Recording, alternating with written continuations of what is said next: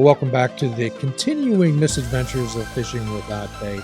We're here to inform you that our intrepid host has the train back on the tracks and is following good orderly direction. You've stumbled into our world, which is a world of full impact mindfulness, where we help people create themselves rather than find themselves. The only entrance requirement is the honesty, open-mindedness, and willingness to try. If you have a few pixie dust sprinkles of that, grab a canoe, there's plenty of seats, and start rowing. Let the adventure begin. Well, today we're joined by one of our most interesting guests, the insightful and delightful Regina Badger. Welcome back, Regina. Hello, thank you for having me back. So often what we find is our talk before the show is more interesting than the show itself. But however, what we'd like to do is explore some different types of items. Particularly, I found you incredibly insightful. Originally, we had booked you as a professional wrestler, but we found that there was shades way deeper than that. It's like going to the bottom of the ocean and still going down. So I'd like to explore some of the insightful things that you shared at the end of our last podcast, particularly with Jordan Peterson. And we talked about the psychology of the scriptures.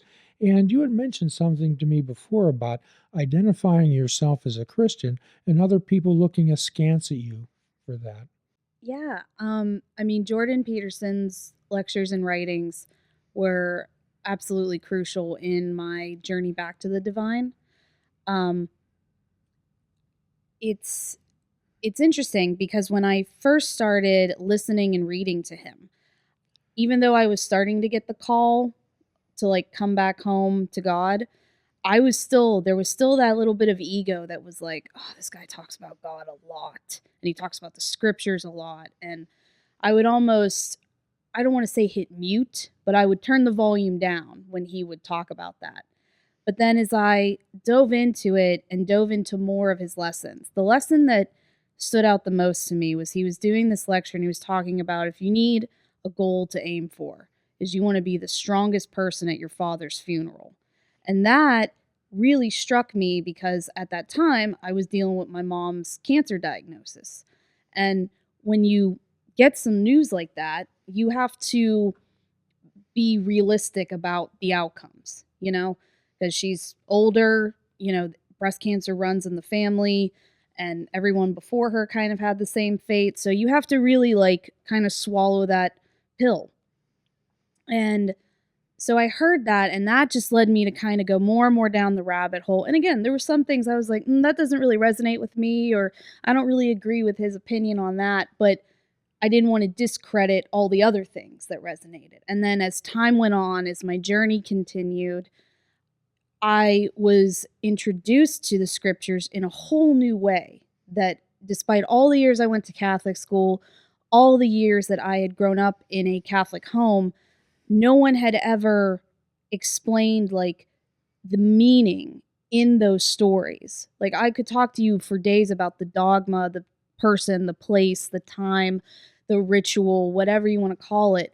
But no one said, this is how you apply this lesson when you face this moment in your life and what it means to carry your cross, bear your burden, accept that people are going to betray you and you're still going to forgive them.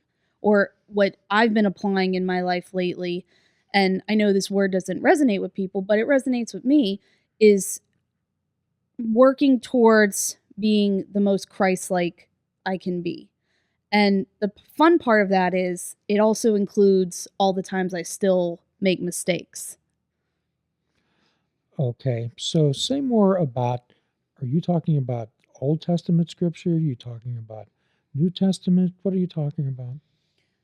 So I would say for me, I am probably more familiar with New Testament, but I have been diving back into the Old Testament.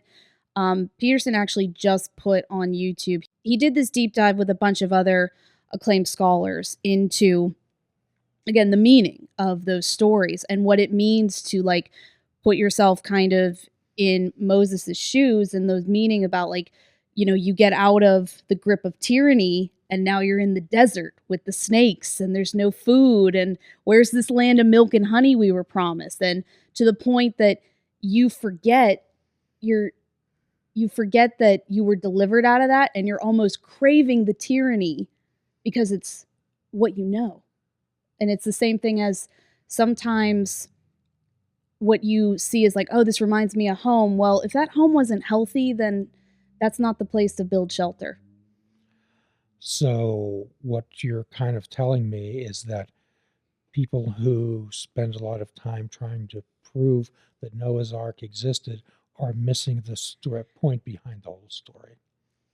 They could be. I never want to discredit anyone's beliefs or something that resonates with them, but it's more for the people who, like we were talking earlier, when people realize that I've kind of converted into what would best describe it as Christianity, they kind of, I see it. Like, I just had it happen over the weekend where I was with a group of friends, and I forget what joke I made. Oh, I know what joke I made. So, me and my boyfriend went as like Roman, like togas for Halloween, and I was made a joke. I was like, yeah, I was putting this costume on as a Roman, and kind of realized I'm in a little bit of a spiritual conundrum here with the story.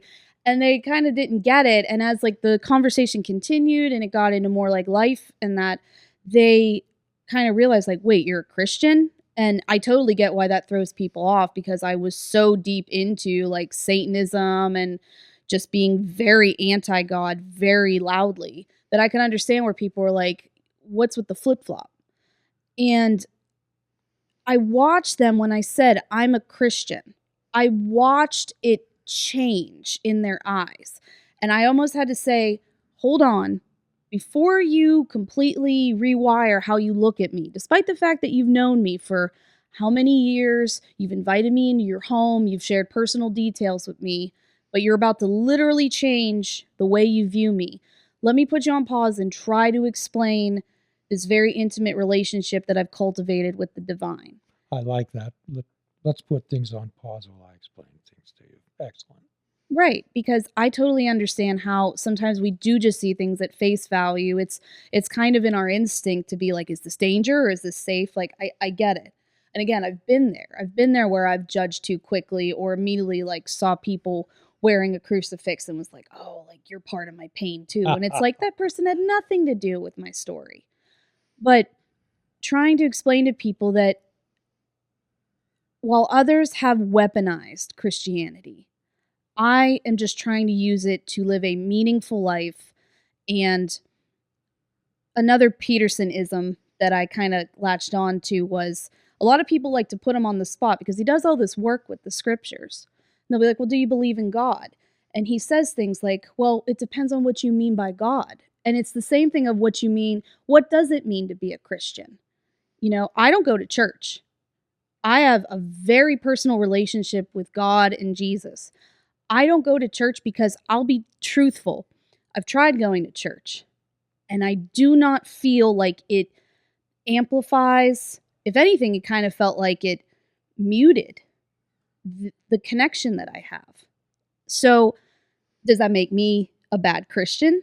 Because I don't feel like I have to go to this specific place. But when I sit at my altar at home and I'm meditating and I'm praying and I'm trying to read a chapter in the morning of the Bible and try to see what I get out of it, does that make me a good Christian? But does the other thing, because I don't go to church, negate that? So it's like you can't bookend it. You can't put these brackets, and you have to almost, again, step back and pause and not put your personal pain into someone else's definition. So, what do you think these people were? What is their perspective when you said that you were a Christian and they looked at you? What do you think their perception of Christian was? It's probably how, unfortunately, some of the most hateful people I've come across and the most narrow-minded people do tend to obviously have very strong, loud affiliations with the Catholic Church and the Christian Church. And, it's also, I don't think I should suffer the consequences of people who have used the church and abused others, I should not be condemned for those same crimes because I have, again, a relationship with God and I choose to wear, like my cross as a reminder every day of like, God is with me and no matter what's going on. Like that's what it does for me. It's no different than the crystal you keep in your pocket. It's no different than that favorite t-shirt that just makes you kind of feel at home. Everybody has it. It's just some people it's Buddhism, some people it's Christianity, but we all just, I think, whether some people realize it or not, we want to think that there is something bigger than us that put us here for a reason. Well, it'd be awfully arrogant to think that we were the end all and be all. So I know I've often explained to people, and we've talked before, you and I, about our podcast that we did on Jesus the Socialist, and explaining that Jesus' message was love, compassion, and forgiveness.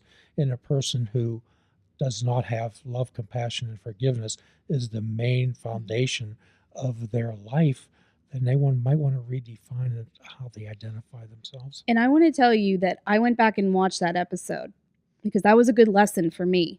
Because same thing I'm just talking about is I had to remember my own thought process because I have a knee-jerk reaction to socialism because, again, there are people who have weaponized and I think corroded that essence of what socialism is. And for me, it's hard because sometimes I see that and I'm like, there is no way. And it's like, well, hold on. Are you applying? Again, I'm applying my personal experience to your definition. So I have to, again, remind myself to pause, step back, and just listen to it without judgment, without condemning before you even get to the end of the podcast. So I'm really glad you did that episode because that was a great lesson for me of like, hey, just remember your place too. Well, that's contempt prior to investigation. So what we tried to do during that episode, Regina, is to clearly define the terms of fascism and communism and socialism. And I think we either irritated some people or confirmed their beliefs that Mike and I were crazy when we said that Jesus is the architect of socialism. And in my firm belief, yes, he was. Mm-hmm. Yeah. What I often ask people, what were the three musketeers? What was their motto? All for one and one for all. Mm-hmm. When you look back through the New Testament, quite often what I ask people to do is look at the New Testament through the eyes of mindfulness and just read Jesus's words. So he gathered together 10 of the most stubborn, fearful men he could possibly find. And he almost would get in front of them and shake them when they wanted to talk about the future and about the fear. One of his favorite lines was, "I'm right here. I'm right in front of you." Yeah. Yeah. For anyone that needs maybe a new lens or to pause and revisit it, I've been diving into the Chosen series, and oh my God, they're retelling that in such a beautiful way that's easy to like. Again, I've been immersing myself in it the past couple years, and I watch that, and I get choked up watching that show because I'm like, it puts you again in this human experience of what that lesson is of like, yeah, when you're anxious, trust me, like I know I am the way, the truth, and the light. And if you just come to me, there's something better. There's something, all this pain that you're so focused on and saying, where were you? Where were you? I'm right here if you see me. Well, it's most people wouldn't understand if creation was happening 10 feet away from them. There's so much chatter going on in their heads. I don't share this story very often, but in my second psychiatric hospital, I was put in because I had thought it'd really be a really good idea to kill myself.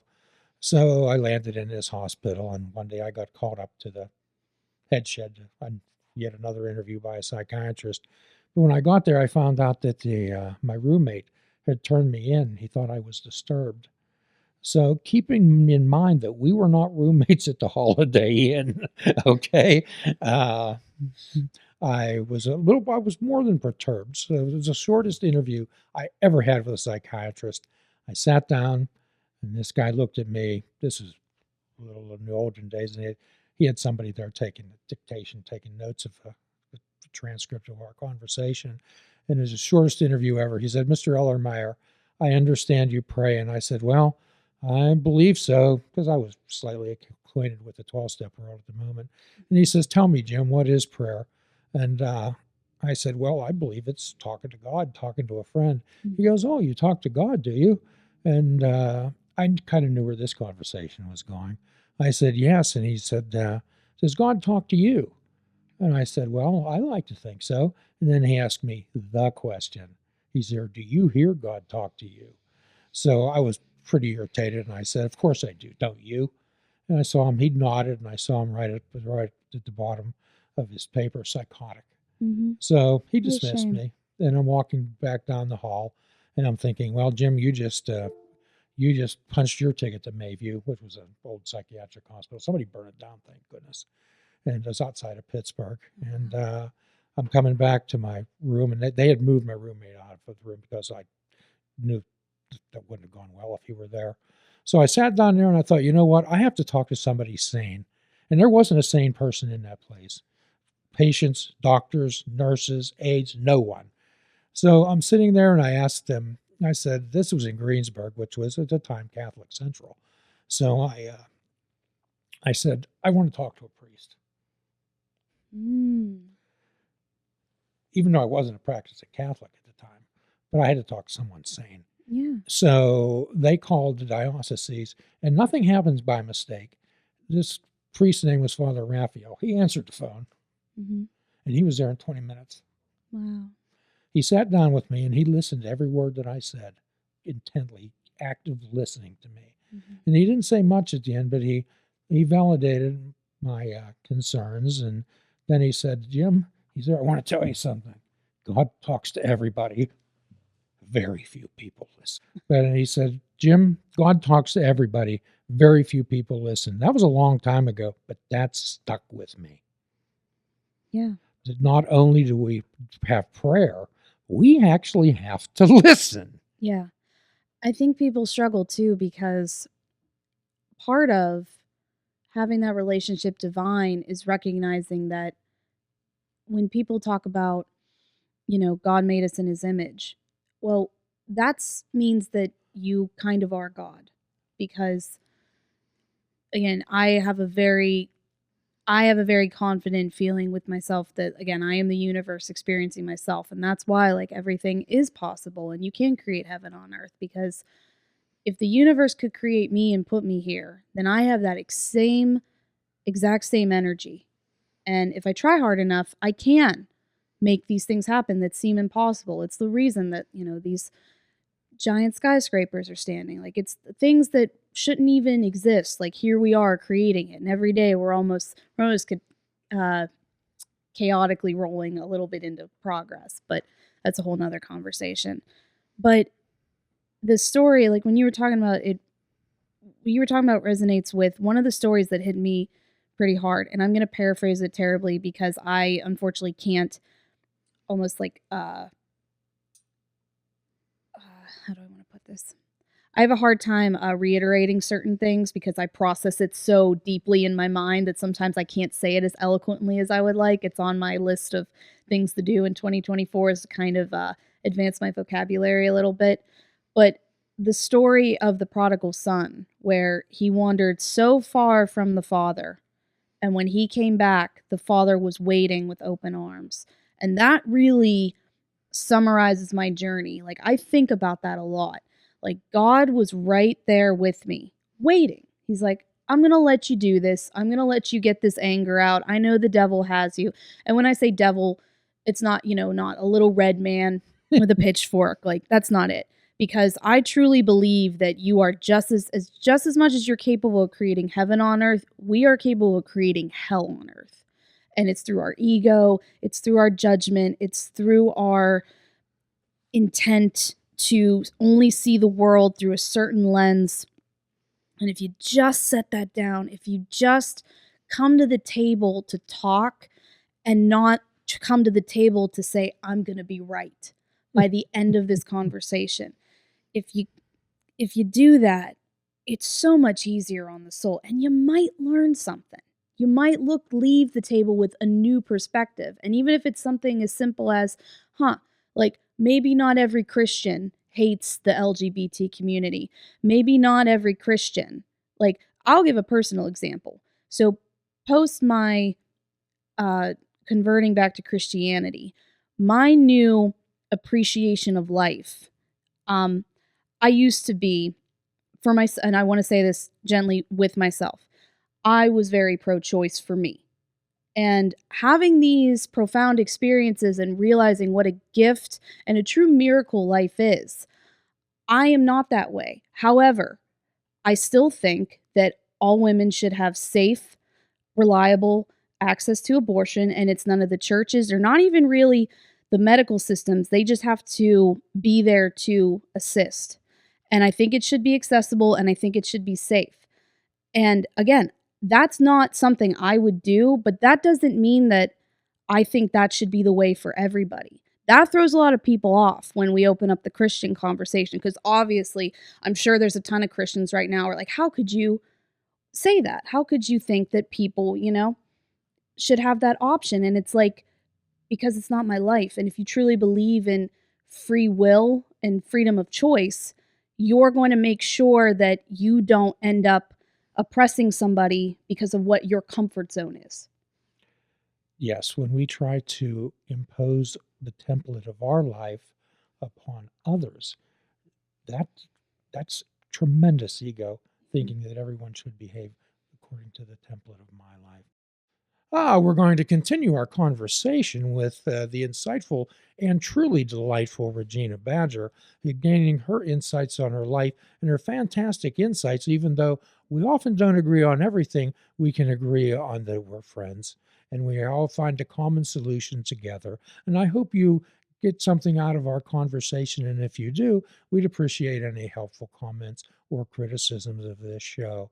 And as always, get your prescription pads out, folks. Fruits, nuts, and vegetables. Unplug your television and take up fishing. And for a truly mindful experience, we suggest that you fish without bait. Do a kindness for yourself and do a kindness for another. Forgive yourself and forgive another. Till all are free, none are free. If we're all not God's children, none of us are. Please be good to yourself today and every day. Namaste, my friends.